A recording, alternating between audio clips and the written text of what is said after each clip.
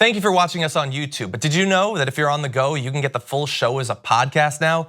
You can get our morning breakdown of the most important topics facing our country, news not being covered by the mainstream media, interviews with change-making progressives, and info on what you can actually do about all this. Search for The Damage Report on your favorite podcast app and subscribe so you know when new episodes are ready to go.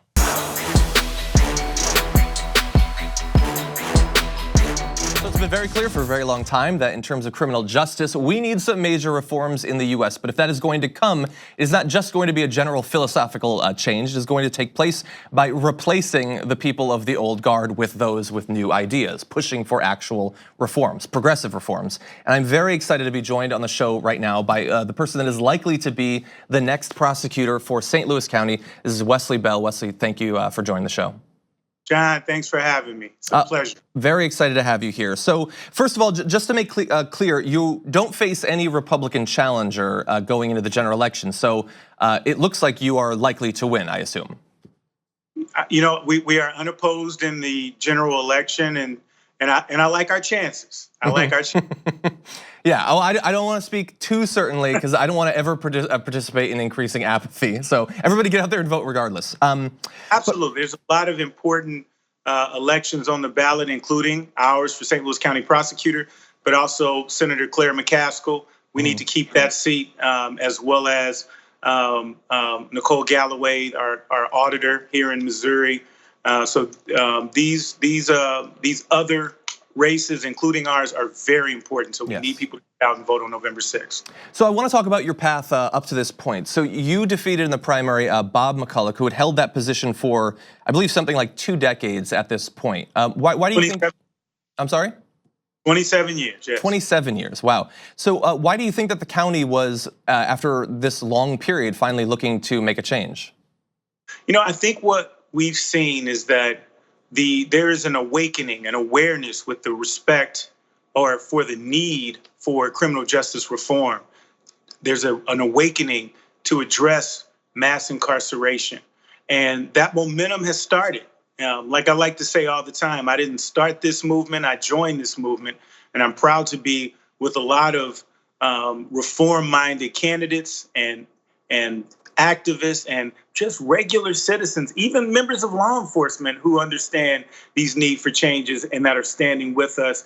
And so as we were running, we found that people were a lot more sophisticated and knowledgeable of these issues than in the past, because, you know, as you know, this isn't typically a sexy race. Most people don't pay attention to county prosecutor, DA races, but I think there's becoming more of an awareness of the importance, significance, and impact of these offices.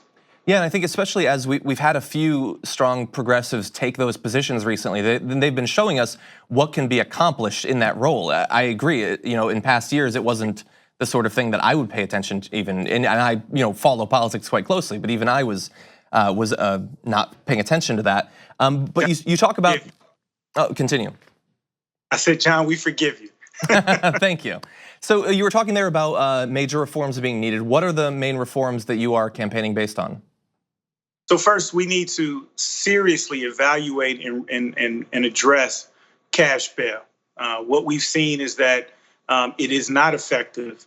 We've seen that those with serious offenders with means are able to get out, while non-serious offenders who pose no threat to the community, are not a flight risk, can't get out, and because of a $500 or $1,000 bail and the ancillary effects of that, such as losing one's job, losing one's home, your mortgage or your rent is not just going to wait for you if you're incarcerated, even for a brief time. But also think about a single mom, a single parent who could lose their children over something that they're going to get out for anyway. And so in addition to that, we have to expand and better utilize diversionary programs such as drug treatment programs, mental health treatment programs, because we know that 80 to 85% of those who come in contact with the justice system are in need of either or both drug treatment, mental health treatment, and we can't continue to prosecute our way out of addiction and mental health. We have to start treating and addressing the root cause, because that not only is going to bring our crime rates down, because the biggest demographic of offenders are reoffenders, but most importantly, it helps people. So it's a win-win. So I came across a statistic that I wanted you to respond to. I saw a study from 2015 that said that in 2015, of all the prosecutors in the country, 95% are white, and just under 80% are white men specifically. What effect do you think that has on the criminal justice outcomes that we have as a country when you have that sort of disproportionate demographic influence over an area like being a prosecutor? Well, I think what we've seen is the importance of bringing different perspectives to the table. It was once said that America's superpower is our diversity. That is something that has long been one of the things that have kept us on the forefront, on the cutting edge, on the world stage, if you will. And so that's just another example of the need to bring different perspectives to the table, particularly at something that affects so many disenfranchised people, such as poor people, people of color. It affects us so disproportionately that it's so important to have people at the table. And again, that doesn't disclude our white brothers and sisters, but it means being inclusive of African Americans, of minorities, Hispanics, Asians, and making sure that everyone has a seat at the table. That's the only way we're going to really address these issues in a impactful, sustainable manner. Yeah, I want to talk about one of the outcomes from back 4 years ago. So you had the killing of Michael Brown in Ferguson. The person that you replaced, Bob McCullough, was sort of in charge of the response to that. There was effectively no justice in that particular case, despite all the evidence that came out over that killing. Is that obviously that was a huge organizing issue at the time that you were involved in as well. 4 years on, how salient in people's minds is that killing still, and the lingering effect of it? Well, I think that many view that as ground zero, if you will, unfortunately, and again, unfortunately, oftentimes tragedy brings about opportunity. And there was an awakening that occurred as a result of what happened in Ferguson. And I think that it's important for us to recognize that what happened in Ferguson doesn't have to happen or isn't in vain if we push for reforms that are going to improve our criminal justice system, that's going to make sure that we're more equitable racially, socioeconomically. And I think that's what this movement is about, making sure that we're not continuing to be the leading incarcerator in the world. That here in Missouri, African American males make up about 6 to 8% of the population, but yet make up close to 45 to 46% of the prison population. We incarcerate more women in this country, in this state, than any other state in the country. And those are things that need to be addressed, not only here at home in Ferguson, St. Louis, and the region, but around the country. Yeah. So one thing I want to talk to you about was the position of a county prosecutor, the relationship between prosecutors and the police departments that they are, working in tandem with in some cases.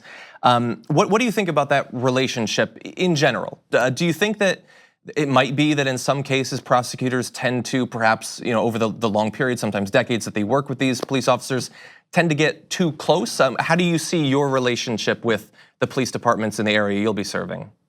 I don't think the question is being too close. I think the question is recognizing the relationship and understanding that when you work with someone, when you develop friendships and relationships, there's going to be an inherent bias. For example, my father is a retired police officer. I've grown up around officers my entire life. Some of my best friends are police officers. And so if you tell me that, hey, one of your good friends committed a bad act, you know what? As fair as I believe that I am, I'm going to just naturally doubt it. Mm-hmm. And so that's why I think it's so important with cases that involve involved shootings, that there has to be a special prosecutor, because when you're working with someone every day, and by and large, the men and women in law enforcement are doing the job the right way. They deserve our support. But when someone commits an act that is in violation of the law, they need to be held accountable. But it's hard to do that with people that you care and know and and have a relationship with. And so that's why I campaigned on it, and I intend to keep that promise that in officer-involved shootings, we're going to have a special prosecutor. We're going to create a transparent policy that everyone can see and know ahead of time exactly how we're going to handle those situations. I think that is a great idea. Wesley Bell, Democratic nominee for St. Louis County Prosecutor. Good luck in your upcoming race. Thank you very much, and thanks for having me, John. Thank you, anytime. Thank you very much for watching this clip from the Damage Report. If you liked it, don't forget to subscribe to this channel and ring the bell on YouTube to get notifications of our new videos. And of course, you can catch the full Damage Report live every weekday at 1 p.m. Eastern, 10 a.m. Pacific on TYT Network on YouTube TV.